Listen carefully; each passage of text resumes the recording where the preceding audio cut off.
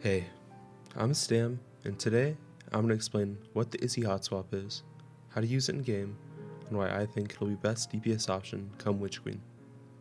To start it off, what is a Hotswap? The most common Hotswap that you'll probably have heard of is the Double Slug Hotswap.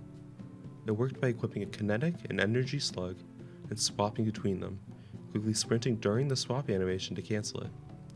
Although this method has been patched and Hotswap DPS has been down significantly since, using different weapons as well as exotics and mods that allow you to swap and reload faster will allow you to reach very high DPS. For this video, I'll be using Izanagi's Burden, obviously, Haze and Vengeance, an aggressive frame rocket, and Truth Teller, a lightweight frame GL. The first thing I want to do is establish damage numbers for the guns so we can calculate DPS later. I'll be testing my damage and basing it off the Conflux's Lost Sector boss. For Izanagi's Burden, the one-shot crit damage for a 4x charged shot with Catalyst is 94,499. For the rocket, I'll be using Haze and Vengeance with Cluster Bomb and Impact Casing. The rocket has a base explosion damage of 55,640, with an impact damage of 17,467 and 8 cluster bombs, each carrying 3% of the explosion's damage, or 1,670 each. This makes for a maximum damage of 86,467. However, in my testing, I found it incredibly difficult to reliably hit all 8 cluster bombs on such a small target, and therefore, for consistency's sake, we'll assume that only 2 bombs land, resulting in a total damage of 74,447. Conversely, using a lasting impression rocket with impact casing allows you to get much more consistent damage. With a base damage of 66,767 and an impact damage of 17,467, lasting impression rockets can put out a guaranteed 84,235 damage, albeit slightly delayed. Once I get a good roll lasting impression rocket, I'll definitely be switching to it in the future. Moving to the last weapon, Truth Teller, or any lightweight frame GL for that matter, we get 33,455 damage per shot, assuming you have Spike and Vorpal. From here on, we'll assume that Izzy damage is 94,499 per shot, the rocket damage is 84,235 per shot, and GL damage is 33,455 per shot. Moving on to the actual technique. First, I'll go over how to reload Izzy so that you can swap off it as soon as possible. When you fire Izzy, you don't need to reload twice. Instead, you can just hold reload in order to fully charge a max Izzy shot from an empty mag. Furthermore, while you can't fire immediately, as soon as the ammo counter reads 1 shot in the mag, you can swap off it immediately without fear of the reload not counting. The minimum amount of time you need to hold reload for it to count as a stacked reload is 0.28 seconds. But this is pretty hard to do in practice, so I just recommend holding it for some time between the minimum time of 0.28 seconds and the maximum time of 1.2 seconds. Again, once the ammo counter displays 1 ammo in the mag, you're okay to swap. Now for the technique. There are 2 versions of the technique, one where you only use Rocket and Izzy, and one where you add a GL, using Izzy, Rocket, and GL.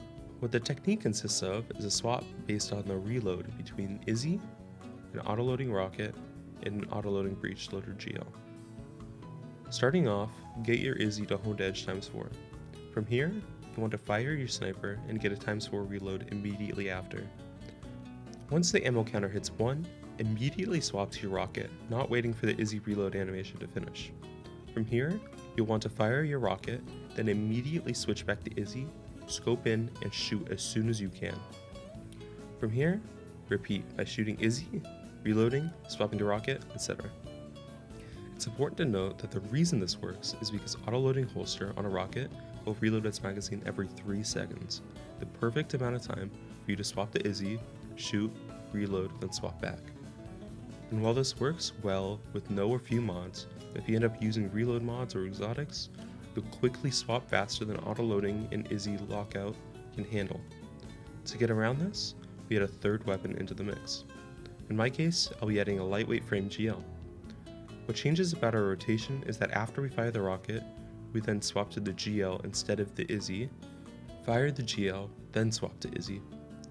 If you're using Ophidians or Lunafactions for example, this will allow you to get a much higher damage uptime than if you're using only Izzy and Rocket.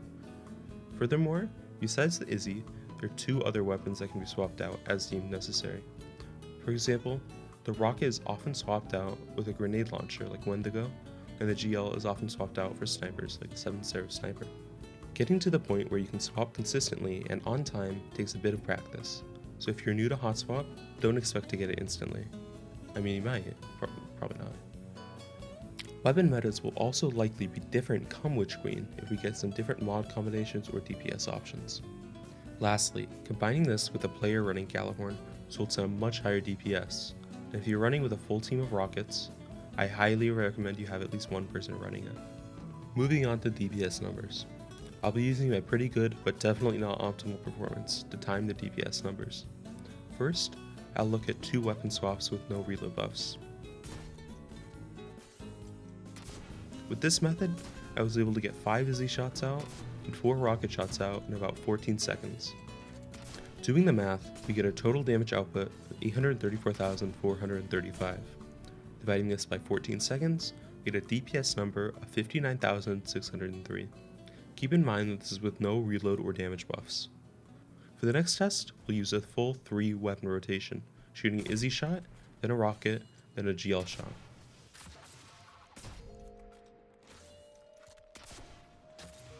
This method takes a bit longer at 16.45 seconds, but has a higher total damage output of 968,255. The total DPS for this rotation is slightly lower at 58,861 damage per second. Moving on to the reload mods and exotics. First off, I'll be testing just a sniper dex mod and a rocket dex mod, no exotics.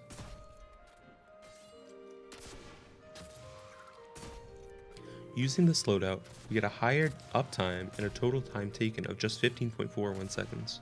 Dividing our previous total output of 968,255 by 15.41 seconds, we get a total DPS of 62,833. While this number is only slightly higher, we still have major reload buffs to cover. Ophidians give roughly 25% buff to reload speed, and stacking more mods on top of this, we get even faster reloads and swaps.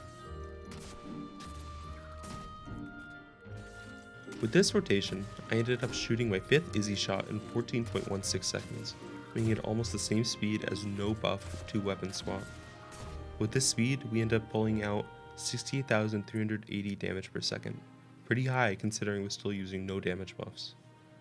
Finally, by stacking Lunafactions, Ophidians, and Dex mods, we get a blazing fast speed, finishing the whole rotation in 13.43 seconds, making this rotation the upper limit of speed.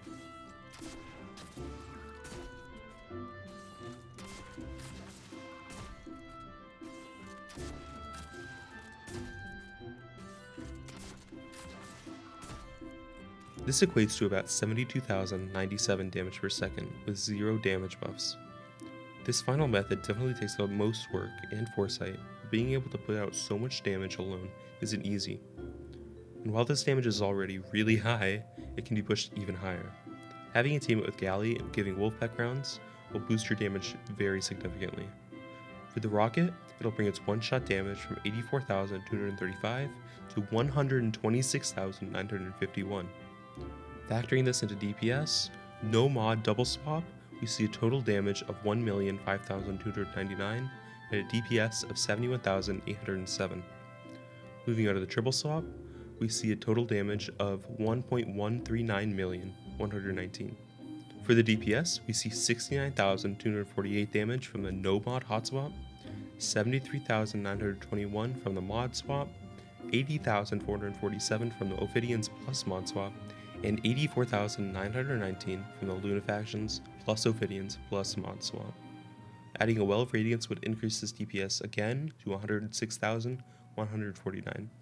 From here, you could add things like Argent Ordnance and High Energy Fire, as well as Phantom Might or Divinity. Here's a compiled list of all the results from the test, with and without Wolfpack rounds. And here's a comparison of DPS compared to Sleeper, 1K, and Galley. With all the possibilities of Izzy Hotswap this season, who knows what next season's likely rocket-oriented meta will bring. We likely won't see anything like Breach and Clear or Particle Deconstruction ever again, but if it's something that buffs damage, it's something I'll like. Thanks so much for watching. I've been working on a few more videos, so I'll be posting them soon. If you have any questions, feel free to comment them below and I'll try my best to respond. Have a nice day, and see you in Witch Queen.